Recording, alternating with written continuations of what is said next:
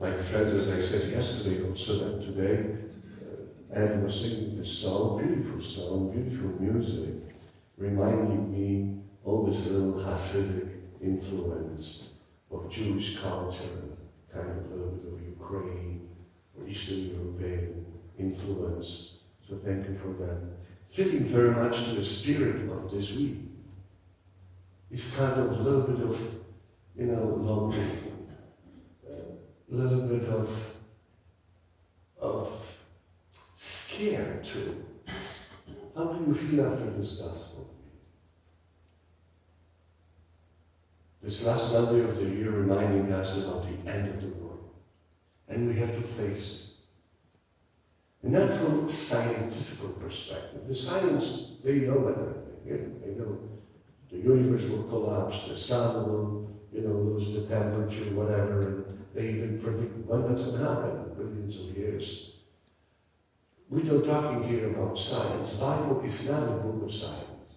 We have many information.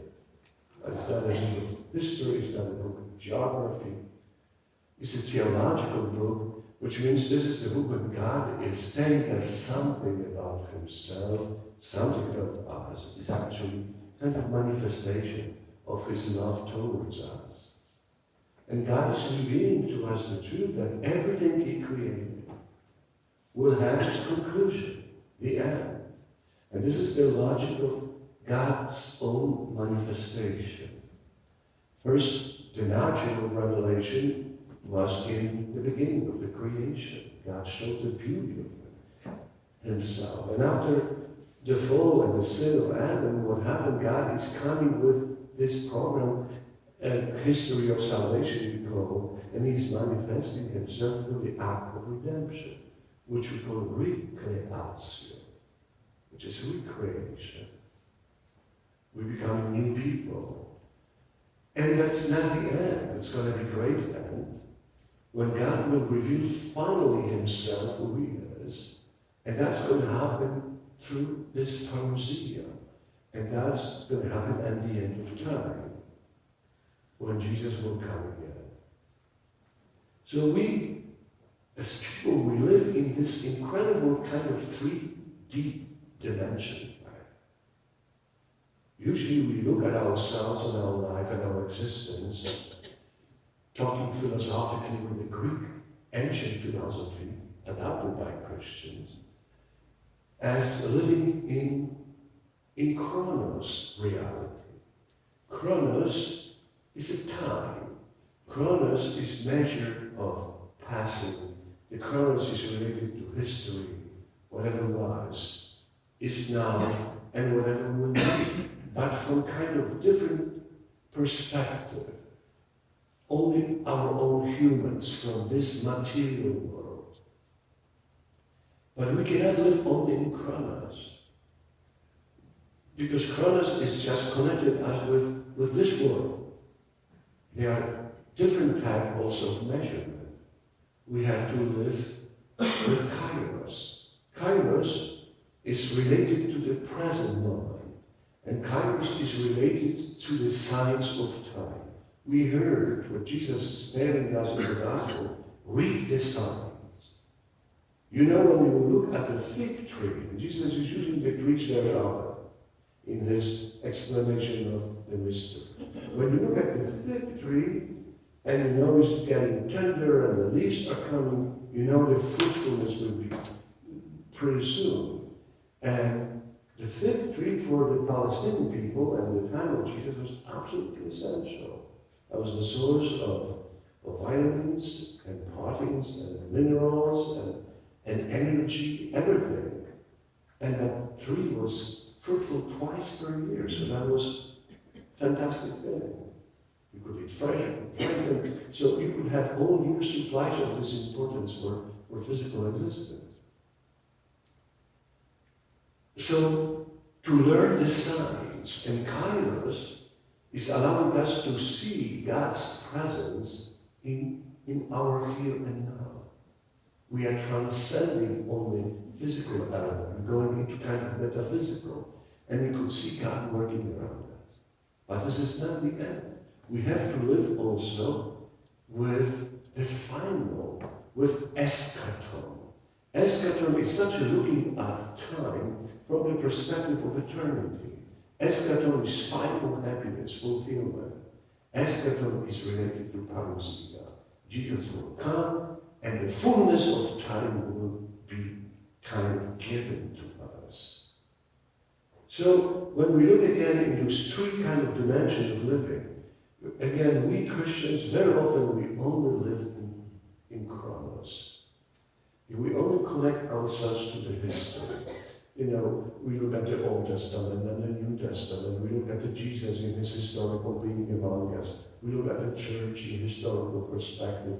We look also at the saints, you know, whatever living, different era, different centers, different location. It's almost like we are oriented on past. No, we can. It's important that we have to also involve ourselves here and now, the present. And present and the future we look usually from the perspective of chronos is waiting, and waiting is not too comfortable. Waiting is not giving us anything transcendental. And we know that waiting actually will make us tired. You go to the dentist's office and try to wait a long hour, you know how painful that is. You go to the airport and they cancel your flight and you have to wait for another whatever hour. You know how frustrating that is. Waiting is not comfortable. You know, and when we look only from the perspective of chronos and we try to see our future, because we are oriented at future. We are. We not define ourselves about what happened by the past or present. Our actual definition comes from the future. Because we are oriented at something bigger than here and now.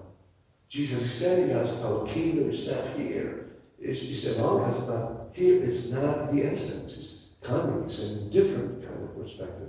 We are oriented on God. So we cannot just wait what's going to happen tomorrow, a month later, or whatever years.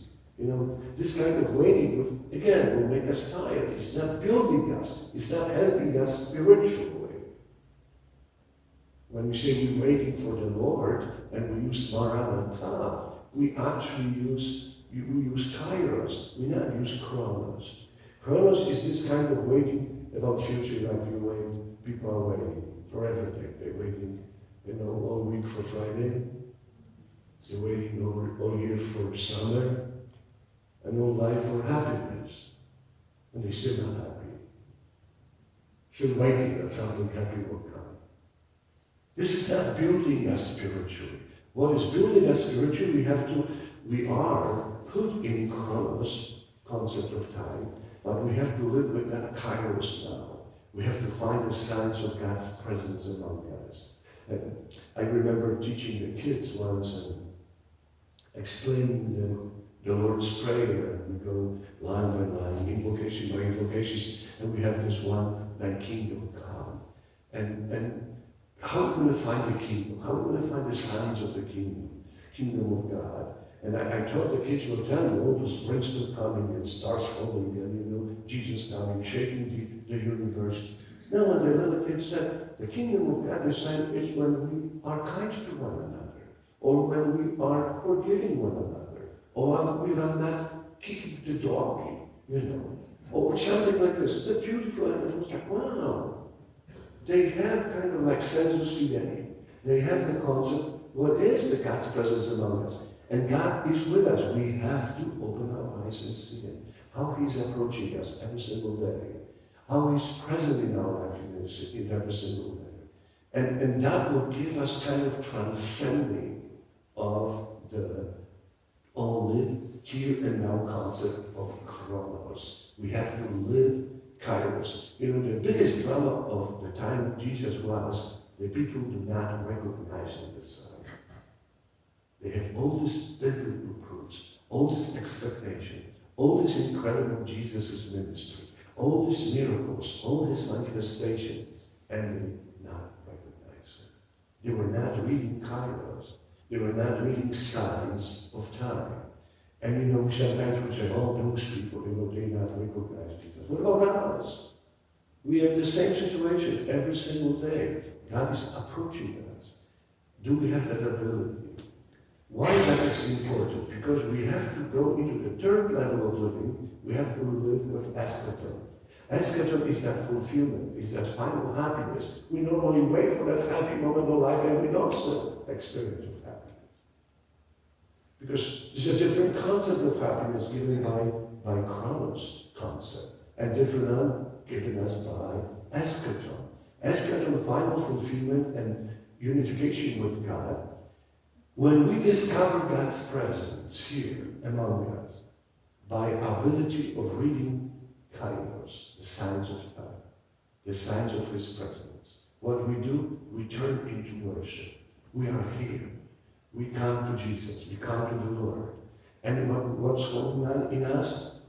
We are transformed into people of worship, praise, adoration.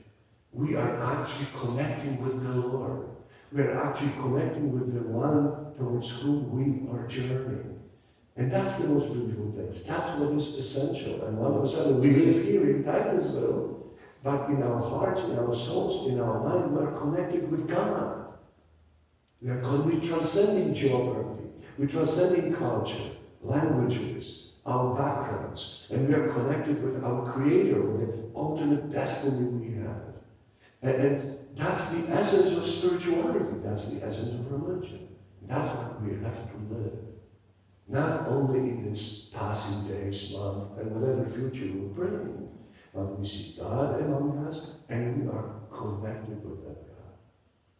So when Jesus is talking about the end of time, this is not something dramatic, something to scare us. And we know we have people, and Americans love to do that in many different sects. We have many different religious fanatics who are predicting the end of time. I'm in America 27 years plus few months, and I already experienced 4 times big prediction about the end of the world. Goodness gracious.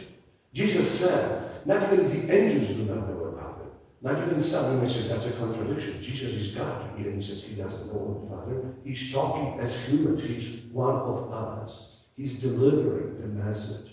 As God, in his divine, of course, he's full of knowledge, divine knowledge. Absolute knowledge. But he's telling us, from that perspective, this is not interesting. And also, we have to remember, biblical concept of the end of time was not related always to this apocalyptic. Apocalypse is a style of literature in the Bible. We have many different styles in the Bible of literature. And this one is not only to scare. The Bible is using all kinds of languages, all kinds of exaggeration, just to make the point. And Jesus is making the point not to scare, not about disaster, distress, destruction. And at the end, we are so depressed, we cannot even look at the Bible, but we wait for the end. Jesus is telling the end's going to be happy. He's comparing this with that fig tree.